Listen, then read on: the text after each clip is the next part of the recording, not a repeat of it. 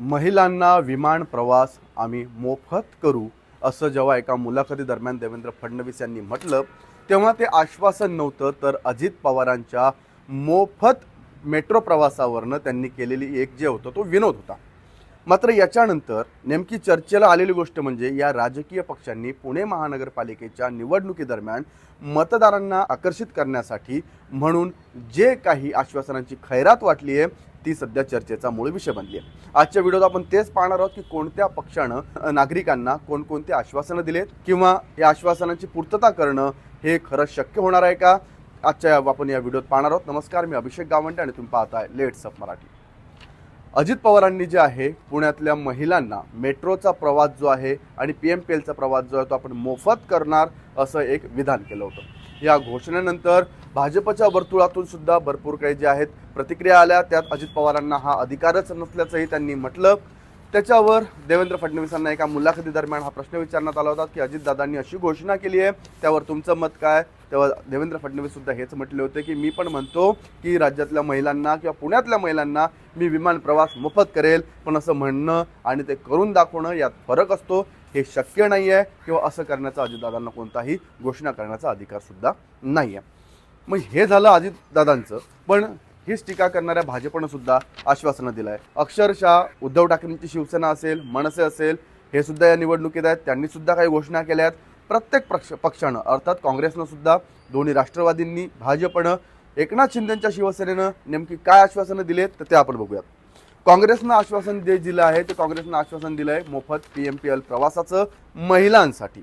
त्याचबरोबर उद्धव ठाकरेंची शिवसेना आणि मनसेनं ज्येष्ठ नागरिक आणि महिलांसाठी मोफत PMPL जो आहे म्हणजे जी अर्थातच आपली जी शहर बस सेवा आहे ती महिलांना आणि ज्येष्ठ नागरिकांना मोफत देण्याचं उद्धव ठाकरे आणि मनसे यांच्या युतीनं जाहीर केलं।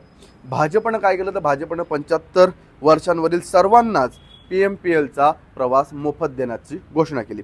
राष्ट्रवादी काँग्रेसने याच्यात मात्र जोरदार मुसंडी मारली, त्यांनी चक्क मेट्रो आणि PMPL प्रवास आणि विद्यार्थ्यांना मोफत टॅब देण्याचं आश्वासन जे आहे ते दिलेलं आहे। एकनाथ शिंदे यांच्या शिवसेनेनं कोणती घोषणा केली आहे तर त्यांनी असं म्हटलंय की 500 चौरस फुटांपर्यंत मिळकत कर जो आहे तो जो झोपडपट्टींवरचा किंवा मिळकतींवरचा तो आपण माफ करणार आहे। मात्र सगळ्यात मोठा प्रश्न हा पडतो की या घोषणा जरी यांनी केल्या तर PMPL हा सर्वांच्या कॉमन धागा आहे, या बस सेवेवर किती प्रमाणात ताण येईल आणि तो खर्च मग कोण उचलणार, महानगरपालिका उचलणार की राज्य सरकार उचलणार, हा सुद्धा एक प्रश्न जो आहे तो या निमित्तानं उपस्थित होतो। हे शक्य आहे का तर पुणे महानगरपालिकेच्या अनेक जी कामं आहेत, जवळपास 72 कामं आहेत जी ब नियमानुसार त्यांना मंजुरी दिली, याच्यासाठी सध्या जो आहे निधी अपुरा आहे। याच्यामध्ये भरपूर रस्त्यांची कामं असतील, ड्रेनेजची असतील, पाण्याचे पाईपलाईनचे कामं असतील, अशी भरपूर कामं आहेत ज्याच्यासाठी निधी जो आहे तो सध्या तोकडा आहे, अपुरा आहे।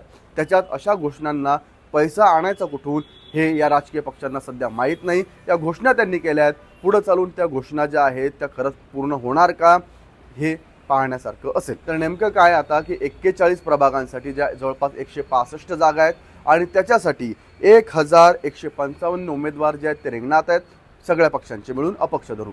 आता हे सर्व असतील तर याच्यातून फक्त 1155 उमेदवारांपैकी फक्त 165 नगरसेवक जे आहेत ते निवडले जाणार आहेत। हे निवडून आलेले नगरसेवक कोणत्या पक्षाचे असतील आणि त्या पक्षाने घोषणा केलेल्या घोषणांची पूर्तता हे नगरसेवक आपल्या नेत्याकडून करून घेऊ शकतात का, हे येणाऱ्या काळात पाहण्यासारखं असेल। अशाच व्हिडिओसाठी पाहत राहा लेट्स अप मराठी।